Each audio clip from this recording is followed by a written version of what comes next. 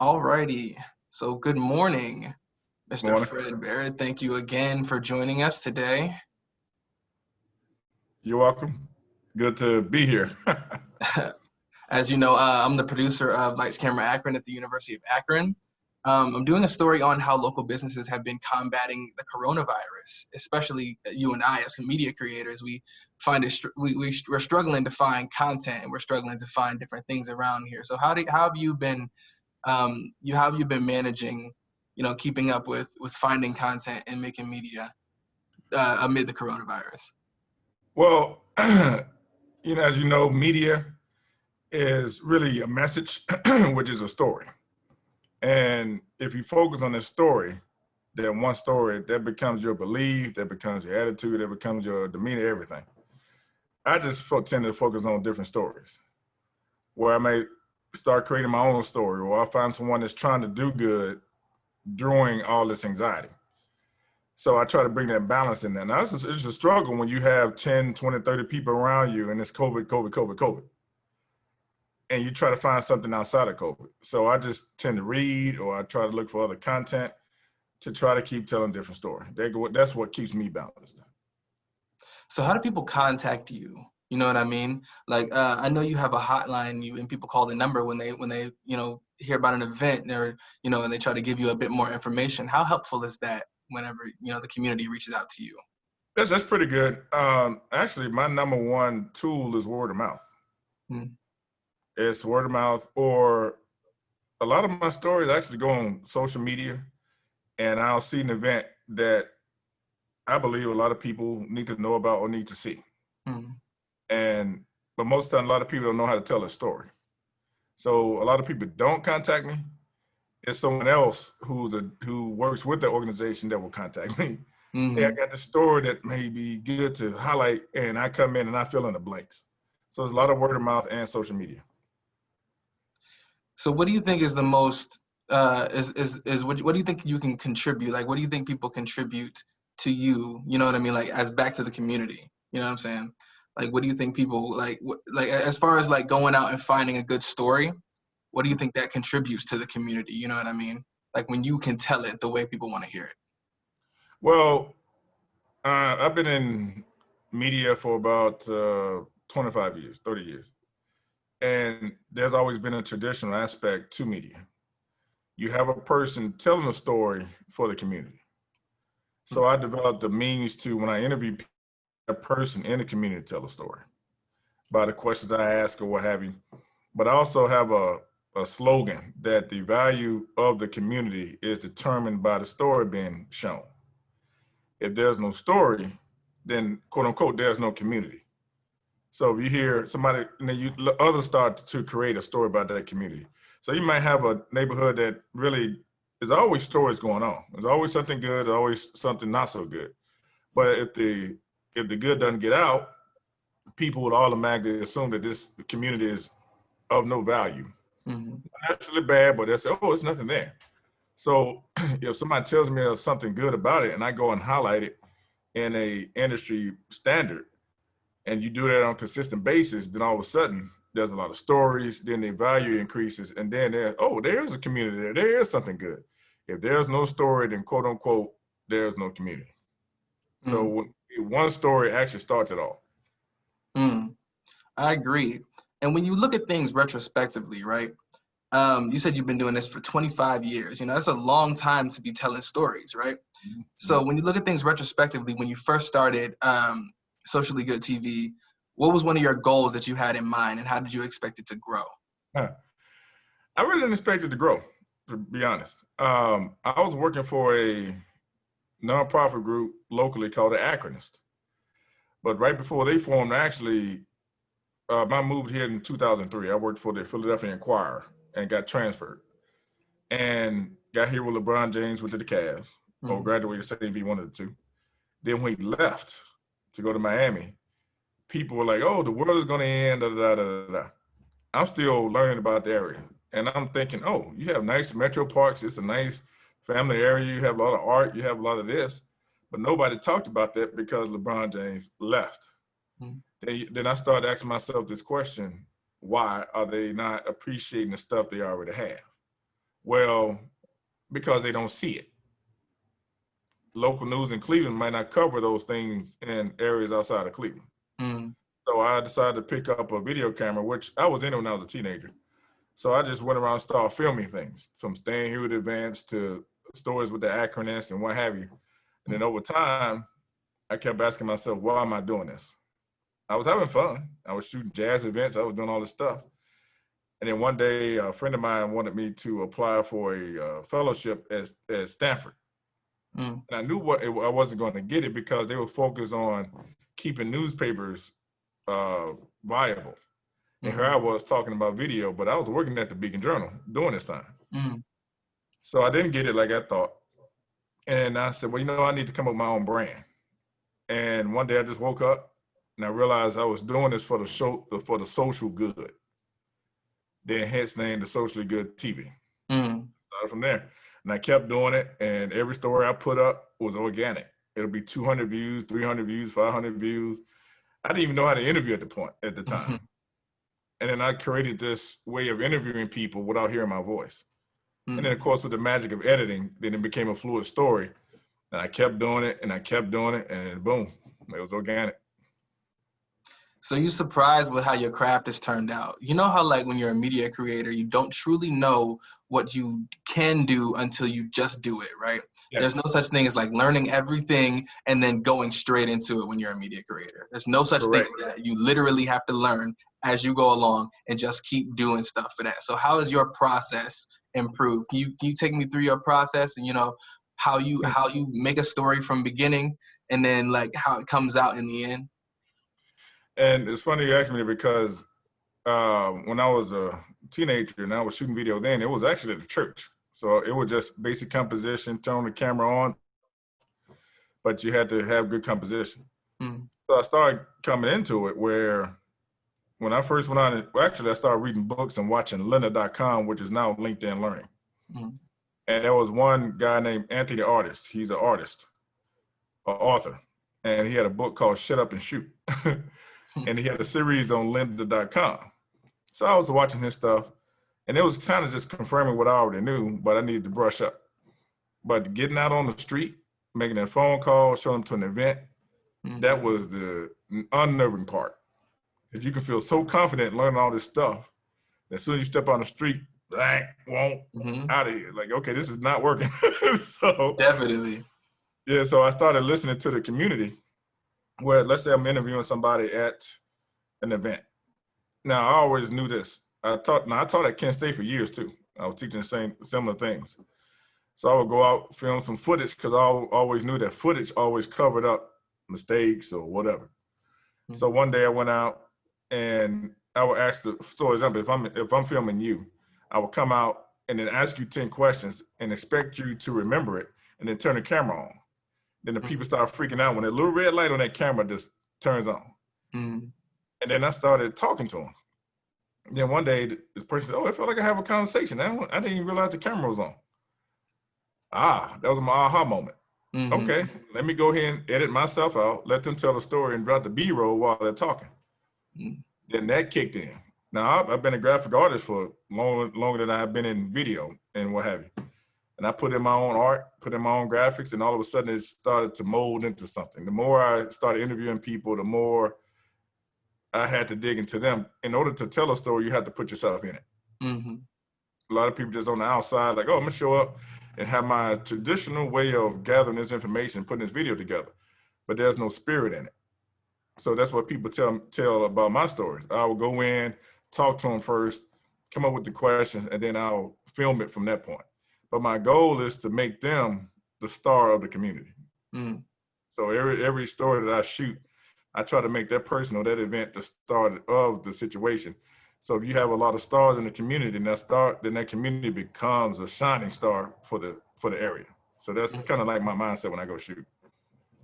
And I still look to learn every day. I never think that I have reached this pinnacle. Right. I'm always looking to learn. That's interesting too, because like for me as a media creator, I think that like I'm on the bottom. I imagine myself like as like there, like there are tiers. You know what I mean? Like there are different tiers that you rise up to being a good media creator or whatever. You know what I mean? Whether it be a content creator, you're on YouTube, you're playing, video games, you're streaming, you as you do whatever you do with creating your media. It tends to be a little bit. There's a misconception about what it takes in different facets, you know what I'm saying? So like as far as your facet of media goes, what would you recommend? Because you're in it now, you know what I mean? You have your own brand, um you have your own style, you have your own craft. What would you recommend for the people who are just starting? Don't get in the way. It's not about you. Mm, A lot of people get in media want to be that media personality. They want to be that celebrity. mm, You have to let the people celebrate you. Once you help the people shine and help them and let them feel good to see themselves, they will celebrate you. You're not a celebrity till others celebrate you. So with me, people will tell me, oh, you need to put your name on your video like Fred Barrett video and Barrett video. No, no. Mm-mm. This is about the community. This is about them. And then people started saying my name along with my brand. mm-hmm. I didn't want that. I didn't want it. But they started celebrating me when I told their story. So I said, okay, so we tend to have to connect with a person to connect with the thing. Mm-hmm. So I had to study that. I read a book, The Laws of Human Nature by Robert Greene. Then that's when I started putting things together. 48 Laws of Power, the Mastery, or whatever. So you still have to learn things on the outside to make the message from the video better. So my number one thing is don't put your name on it. It's not about you. It's about the community. Reflect the community, and the community will raise you up and you become a celebrity. They will recognize your name.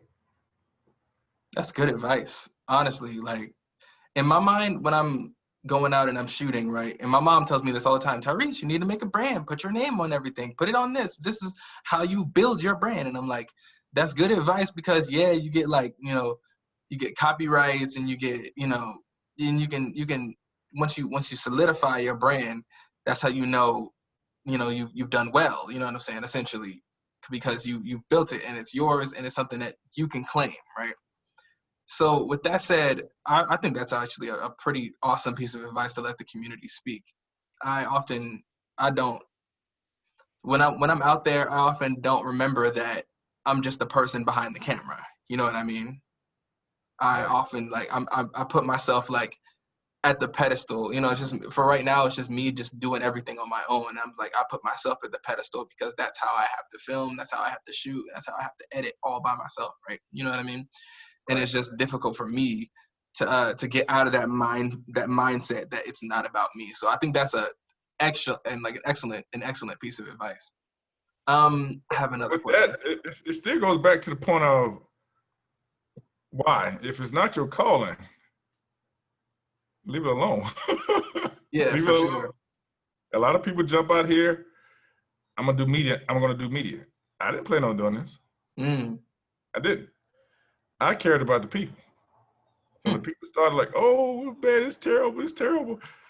When you look at the word video, the etymology of the word video, it means when people don't see, they're blind. They Hmm. tend to just make up stuff. So when I saw the people complain, I said, "Well, let me show you something good so you can calm down." Hmm. So you can see because if you don't see good things around your community, your personal belief or your story, you won't appreciate your community. So everything around you will be bad. Hmm. But let me show you a couple. Not only will the people outside the community will see something good in that, but the people in the community say, "Oh, I didn't know." Many people who will see my stories will Hmm. say, "Oh, I didn't know that was going on," and they live right there. So if my goal in the beginning was, if you see my video, if it's some kids selling cookies, and now I put this on a TV level type of coverage. If it's some other kids, hey, I want to be on TV too to sell some more cookies. Hmm. Hey, you got some more kids out selling cookies. Right. Then you have some kids making money. Then you have them buying something. You support the business. It's a chain reaction to telling a good story. And Mm. once you see that bigger purpose, and the people say, "Who doing this?" Oh, that's that Social Good TV, or that's that TW Media, or whatever. but get your personality and your ego out the way. Let the people uplift you by giving you stories. Because the more they see you, the more stories they will give to you, and then there you go. And that's just it. Like you said, it's a chain reaction, and perspective is a powerful thing, especially when you're trying to create a community narrative. You know what I mean?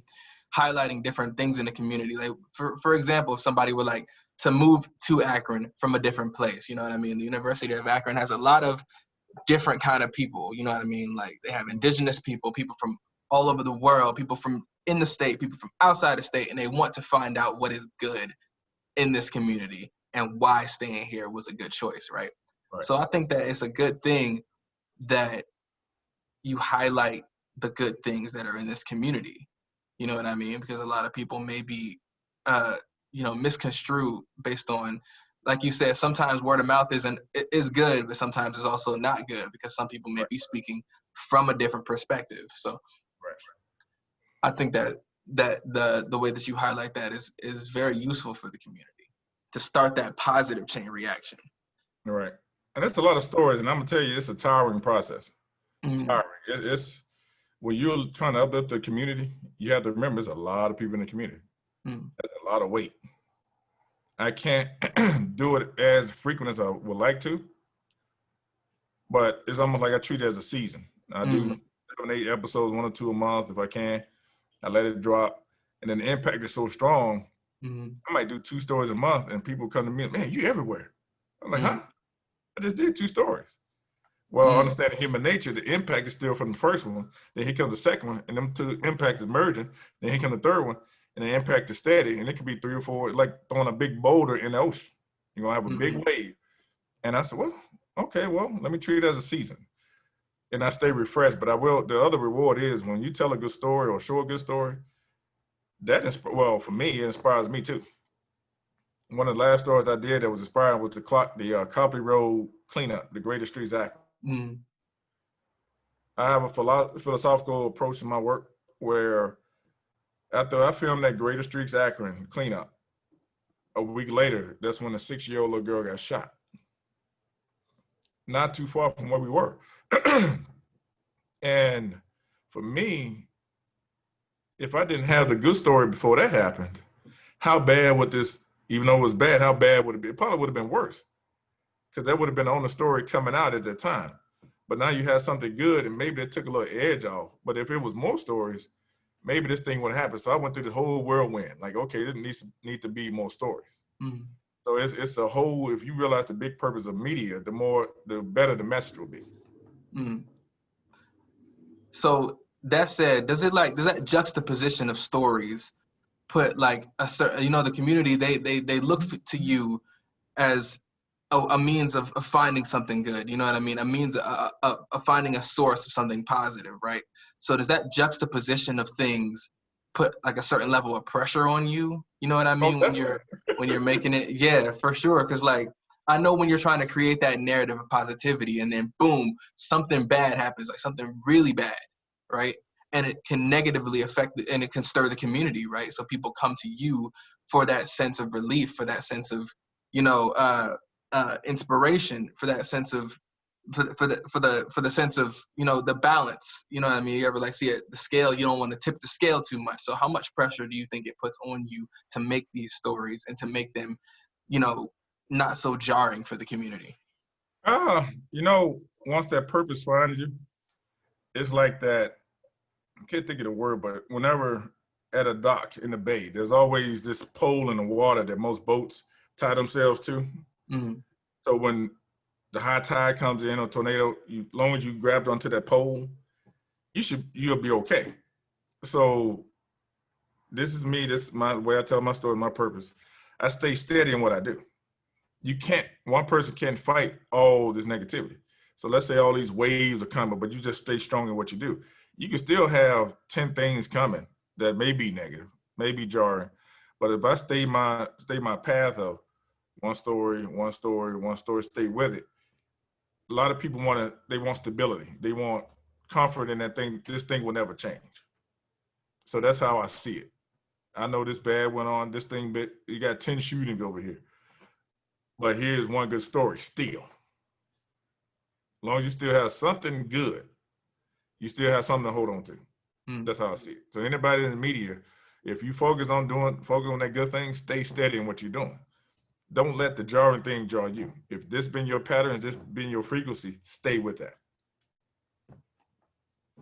I think that's good. Honestly, I think of it like, as a contrast. You know what I'm saying? Especially given the fact that in life there are good things and there are just simply bad things universally. You know what I mean? And of course, in a narrative, people are going to, be more comfortable with the good thing. At the end of a movie, right? You want to see a happy ending. You know what I mean? And when movies end badly, oftentimes they're like, oh my God, even if it was a good movie throughout, it was shot well, it was written well, it was edited well, it was a great movie, but it had a bad ending. You know what I mean? So do you think that that is what sways people in the community when no matter what, just because they're more comfortable with the good things happening, that the bad things will always outweigh the good? Or do you think that it's something that can be influenced by that juxtaposition? It can be influenced by it. It's a matter of how you use it. Mm. When it goes back to telling that good thing, that good story, the value, the story being told determines the value. So if you consistently focus on that bad thing, everything will be bad. Now, if you use it, say, okay, let's say someone got shot, and you say, okay, well, one person may say, oh, the end of the world is coming. I'm not going outside. Somebody else may say, you know what? Let me create something in the community to prevent another shooting to happen. It depends on how that person uses it. But if one person gets out to say, okay, I'm gonna try to create something to prevent this thing, maybe you get 2 persons, maybe you get 3 persons. So it's a consistent battle to say, okay, yeah, this happened, but I'm not going to let this change me. That's how you gotta look at it. But it also depends on knowing that community. You gotta get them as a whole, you gotta make them feel like there is something good. That's the purpose of why I do it. A lot of people just get to this point, there is nothing good. That's a story you have to change. And if you understand what the people are, you can connect with that and you figure out how to change the story. Somebody from the outside may not know. This is why, for me, a lot of people don't trust the media. Somebody from Cleveland coming up, and most people will say, oh, every time the news come down, it's something bad. Well, that may be true, because that's what the community is putting out. There's a shooting, there's a shooting, there's a shooting. So when the news comes in and says, hey, what happened? There's a shooting. Well, if you tell them something good down here, then they may come down and shoot something good. So it's really, without the community, there is no media. There's no you and me. When the community realizes that, then the story will change. Honestly, I wish more people thought like that. You know what I mean? Like, without the community, there is no media. Without, the paper, there is no story. You know what I mean? And I think the community represents the paper, and the people in the media represent the pencil, and the story gets told on both ends. You know what I'm saying? And it gets written and it gets fabricated. I'm not even talking about like just as the tool that media is. You know what I mean? I'm talking about in terms of how wide a range of people that it can reach. You know what I'm saying? Be it just in your local community or on a national level, like on a broadcast station somewhere. So what do you think is important about having a local media outlet? You know what I mean? And giving back to Very important. Very important. Every community has a language. You can go from East Akron, West Akron, whatever. They're going to say different things in a different way. I grew up in Tennessee, but I lived up north most of my life. I always tell people that I'm bilingual. I speak a little Southern, I speak a little Northern, I speak West Coast.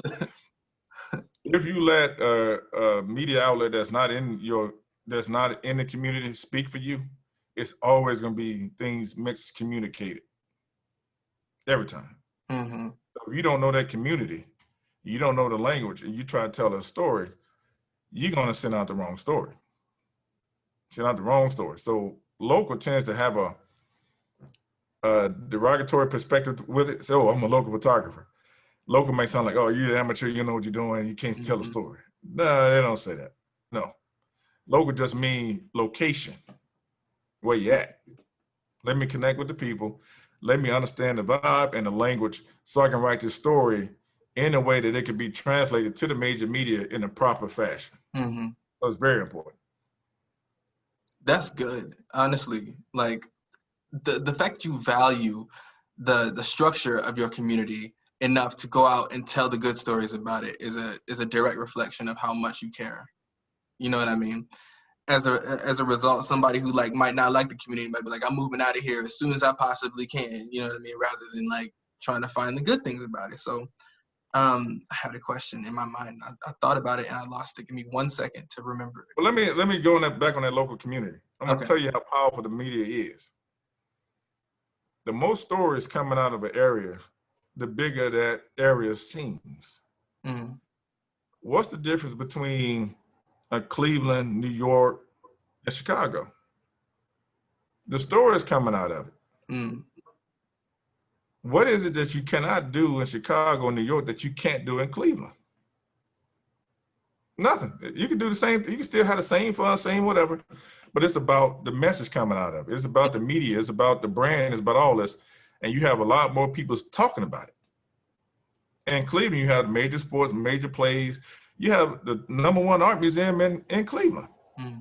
but yet people talk about the New York Art Museum, not talking about Cleveland. Mm-hmm. It's about the message. And the bigger the big cities have, as you know, Chicago, New York, Hollywood, LA, and all that are the centers of the biggest media, the largest media centers in the country. Mm-hmm. And people always want to go there because there's this message coming out of it that seems so big and grand. But I guarantee you go to somebody in New York, they'll talk to somebody like somebody in Akron. I'm getting out of here. As soon as we'll do whatever. Mm-hmm. I have somebody in New York, man, I'm getting out of here. I can't stand this. I was like this in my hometown, man. I got to go. Mm-hmm. So it's like you're always going to have somebody who might not like it, who want to go somewhere else because they heard different stories. Mm-hmm. So the more stories coming out of an area, the more this area will be valued, and it becomes their next thing. Excuse me 1 second. Yeah. I knew I shouldn't have used that camera. All right, now I remember my question now. Okay. So every community has a culture. You know what I mean? Everything that we do, the things that we can experience, like you said, areas and, you know, the stories that we tell and the people. So if you could sum up what Akron's culture is, how would you describe it? Gumbo. There's a little bit of everything. You can find a little bit of this, a little bit of that. You can venture in different worlds, different pockets. It's a uniqueness to Akron that a lot of people don't appreciate or don't know about because the media doesn't really enhance it enough for it to say, okay, this is unique or that's unique. You have a lot of people over here say, oh, this is a great family town. You have people saying, oh, this is a great art town. Oh, this is a great music town. It's an area of a lot of great things. You can't sum it up. And you never want to be taken for granted because if you try to package yourself as this one thing, and that one thing no longer becomes valued, and all of a sudden, whoosh, gone out of here. So I've been here. People have tried to say, Akron is this, Akron is that, Akron is this, whatever. Don't do that. Don't do that. Appreciate Akron for Akron. That's good. I mean, that's a great quote. Honestly, that can be even tied back to what you said before. Like every community, you go somewhere, somebody will tell you that there's a little bit of everything here. You know what I mean? And I think people just need to appreciate where they are. You know what I mean? And appreciate. I think it's a good note to take some good things that you can find in wherever you are and take advantage of them. So that's. Go ahead. I'm sorry, did I cut you off? Well, the one thing I tell people, like when I taught at Kent, people will say, the students, I want to go to Chicago. I said, why? Because there's a lot of things going on there. I said, well, you know what makes those things go? What? I said, the people. You can make anything go wherever you stand. If a lot of people in Akron decide to do this big thing, and that's a big brand, big message, then people in Chicago will turn around and say, you know what, I got to go to Akron. I got to go to Kent. This and that. It's about the people, period. Mm. And it goes off to, like, you know, when people think about what it would take for somebody to come from a place like New York or LA or, you know, Miami and be like, I'm coming to Akron, Ohio, right? You know what I mean? They must have saw something that they thought that they could get from Akron, that they value, something that they want, whether it be like they want to just go to school, or they hear the area is nice, or they may know some people who live here and they, from word of mouth, may have been able to like influence that connection, and now these people are participating in the culture that is Akron, as they would if they, you know, lived in a place like Miami or you know, California or New York or wherever they're from. So I think that universally, you need to, as a people, make the most out of where you are. You know what I mean? Yeah, it takes a quantity of stories and a quality of the story. Mm. You have a lot of people who want to take shortcuts in trying to tell their stories. You might have some people, hey, I want to help my community. I want to help tell the story. But if you take a shortcut on the quality, then people won't value it. Mm-hmm. The quality makes a big difference. Mm. Everybody, now one thing, a lot of people see me at the level that I'm at. I shoot for a group of in Europe, sports. I cover the Cavs, the Indians, and the Browns and all this type of stuff. Mm. Done that. What got me in there? Quality. I invested in the equipment. I invested in myself. I invested in the people, put it all together, and I always look to improve where I'm at. Mm. So you might have a lot of people shooting with phones and all this kind of stuff. Okay, it's good, but that's commonplace. You have to take your stuff and make it similar to what the industry is doing. If you got a consistent level of that coming out, like, wow, okay, and that's what I try to do my socially good. Everything I put on there, and I know the industry, I know certain things, and I apply, and I see what the industry is doing, and I change with the trend to make sure I'm matching what they're doing. So that's one reason people tell me, man, your stuff look like CNN, this and this, because I try to copy it. I try to match that level of stuff. So when people come to me, I tell them you have to get that quality in there. Mm. Maintain the quality, maintain the quantity, and everything will come together. All right. Well, that's all the questions that I have for you. At least the ones that I have written down, and the ones that I could come off rip on my head. So I appreciate you for contacting me. I appreciate you for participating in this today, because a lot of people don't understand that local media exists and it's important as well. You know what I mean? Right. And I wanted to make sure that was showcased. So thank you again for doing this for me. All right, no problem. Enjoyed it. Awesome. All right, I'm gonna end the recording here, and I just have a couple of questions to ask you, you know, separately. Okay. I gotta drink some of my water out of my branded bottle. I know. I feel like I've been talking for a long time.